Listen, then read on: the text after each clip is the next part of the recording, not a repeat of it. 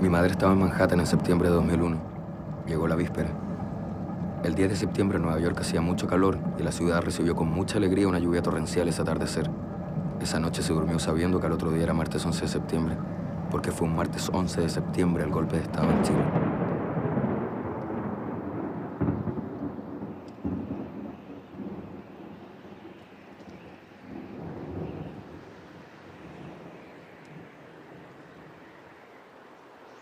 Se despertó con el grito de alerta y lo primero que pensó fue en Chile. Imaginó que estaba ocurriendo otro golpe de Estado. Salió a la calle y estuvo entre el pánico. Ese pánico que podía palparse de tan espeso que era. Dice que fue un día largo, larguísimo, marcado a fuego en la memoria.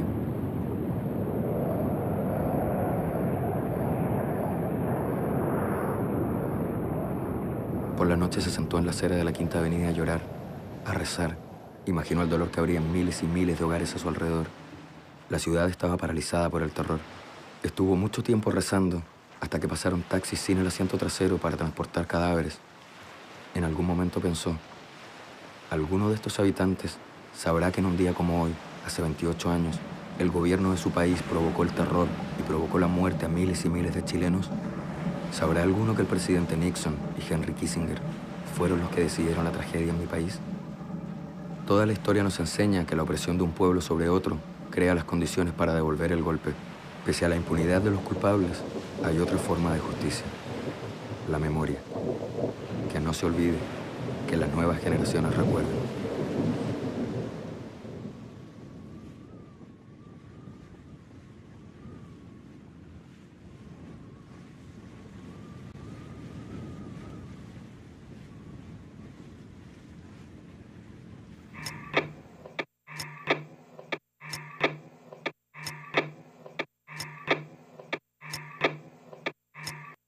Gustavo y Augusto de Patricio.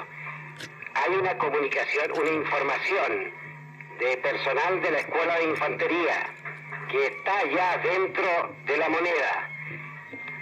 They say that Allende committed suicide and is dead now. Díganme si entienden. Entendido perfectamente, cambio.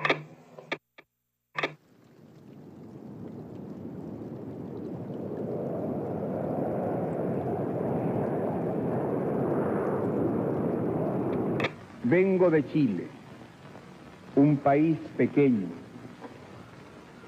pero donde hoy cualquier ciudadano es libre de expresarse como mejor prefiera.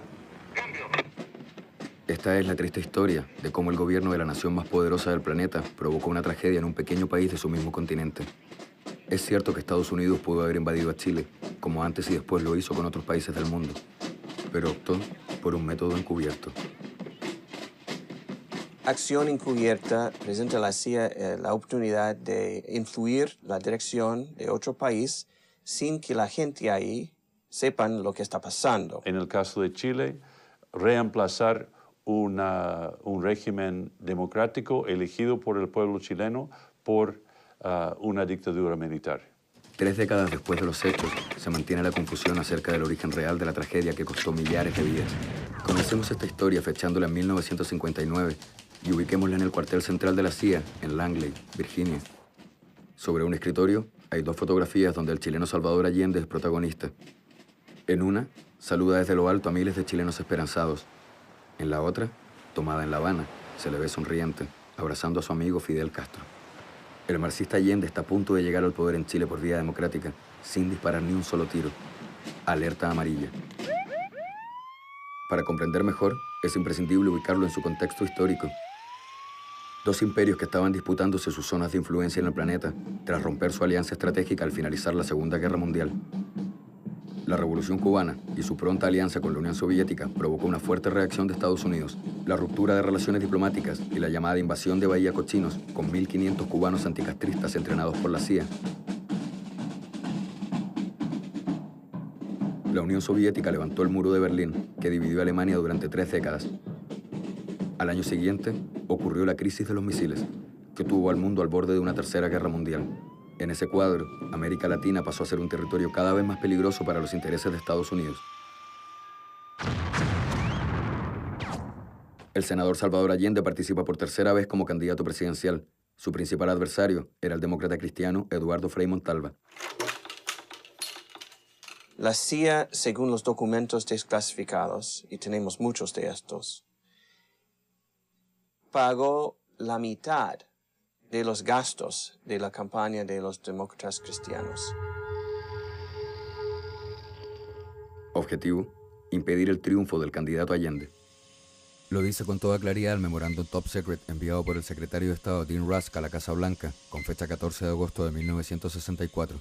Estamos haciendo nuestro mayor esfuerzo encubierto para reducir la chance de que Chile sea el primer país americano en elegir como presidente a un marxista declarado. A finales de los años 60, el mundo estaba convulsionado.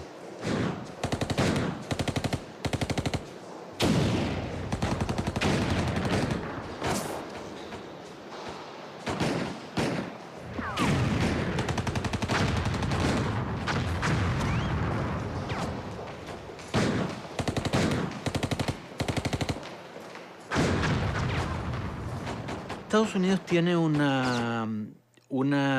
historial de intervención en el periodo de los 60 en Chile que está autentificado por las propias investigaciones hechas por las autoridades norteamericanas. O sea, aquí no estamos inventando nada, ni estamos culpabilizando a nadie que no haya reconocido sus propias culpas. Para que nadie piense que estamos haciendo una acusación sin base de sustento en la realidad, aclaremos las fuentes de información.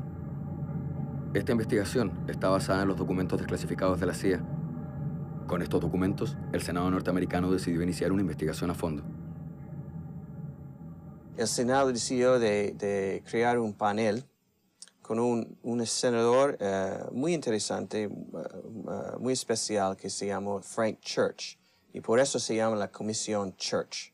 Un informe sobre intervención en Chile de 63 hasta 73, que fue realmente el primer documento del Senado de los Estados Unidos sobre un caso de intervención encubierta en Latinoamérica. La Comisión Church no es la única fuente para reconstruir esta dolorosa historia. En febrero de 1999, el presidente Bill Clinton ordenó recuperar y revisar para su desclasificación todos los documentos que den luces acerca de abusos de derechos humanos, terrorismo y otros actos de violencia política en Chile ocurridos entre los años 1968 y 1990. Las gruesas plumas de la CIA trabajaron durante muchas semanas para tachar todo lo que aún se estimaba top secret. Era más peligroso, más riesgoso para los intereses de los norteamericanos un Allende elegido democráticamente en Chile que Fidel Castro en Cuba. ¿Dónde estaba Salvador Allende en ese tiempo? Era el presidente del Senado chileno y unir a la izquierda era su meta y su obsesión de siempre. La importancia que él le daba era que detrás de esa unidad política de los partidos comunistas y socialistas iba a ir todo el movimiento social chileno. Esa unión resultaba cada vez más complicada porque los modelos presentaban matices que se transformaban en antagónicos, que a la cubana, que mejora el modelo soviético, que la vía insurreccional, que la variante chino-maoísta. Las discusiones eran y serían interminables, y en todas ellas Allende tenía una sola respuesta: a la chilena. Los partidos populares y las fuerzas sociales. En el Chile del 64, el tejido social se fue extendiendo punto por punto hasta conformar un poder popular que exigía cambios reales y más profundos. Y con Operación Cesárea nació la Unidad Popular en 1969 como alianza de la izquierda, y con dificultad emergió en enero del 70 el candidato presidencial Salvador Allende Gossens. Se destacó como la persona más indicada porque no solo como la persona que proponía un nuevo Chile, sino que también porque él trabajó mucho por la unidad. ¿Qué estaba pasando en Chile? La pregunta también se le hicieron el Pentágono y la CIA. Para contestarla, Estados Unidos contrató al doctor en sociología Roy Hansen. Viajó 3 veces a Chile y realizó sus encuestas a un importante sector de las Fuerzas Armadas chilenas. Leyendo algunas de las preguntas, su objetivo resulta evidente. ¿Bajo qué circunstancias, si hubiera alguna, cree usted que los militares podrían tomar el control del gobierno? ¿Bajo qué circunstancias, personalmente, usted apoyaría o rechazaría un intento militar de tomar el control del gobierno? Es una larga jornada. Yo solo tomé en mis manos la antorcha que encendieran los que antes que nosotros lucharon junto al pueblo y por el pueblo.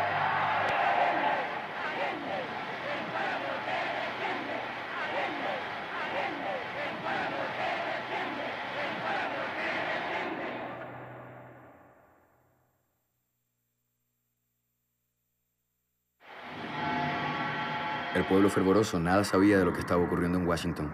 Allí, casi todos los análisis de inteligencia apuntaban en la misma dirección: el sabotaje.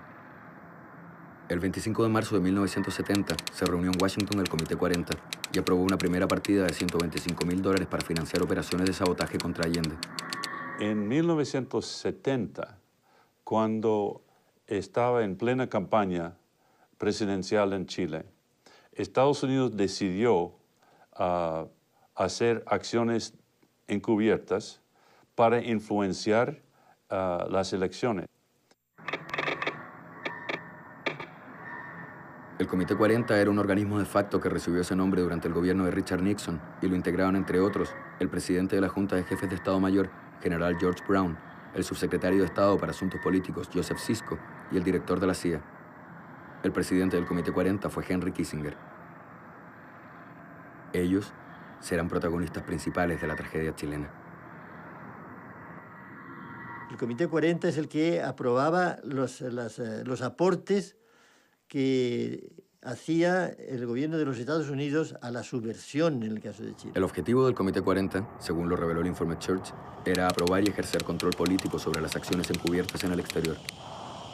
¿Ejercer control político para qué? Para que esas acciones fueran tan encubiertas, tan clandestinas, que en caso de que fueran descubiertas, pudieran ser negadas ferazmente por el gobierno de los Estados Unidos, o al menos por el presidente.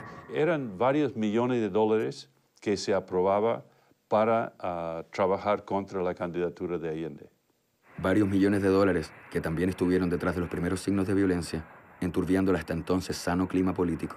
El director de la CIA, Richard Helms, decidió entonces contactarse con John McCone, quien había pasado de la jefatura de la CIA a ser uno de los directores de la empresa transnacional ITT. La ITT era una de las compañías extranjeras con más inversiones en Chile. Otro golpe de Estado, salió a la calle y estuvo entre el pánico.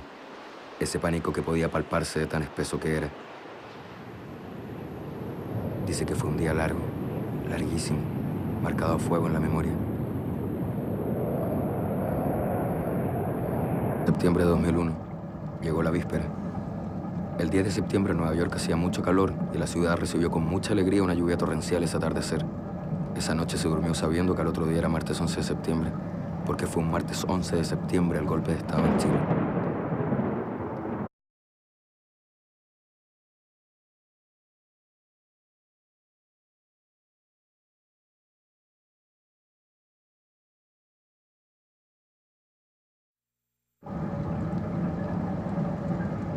Mi madre estaba en Manhattan ese...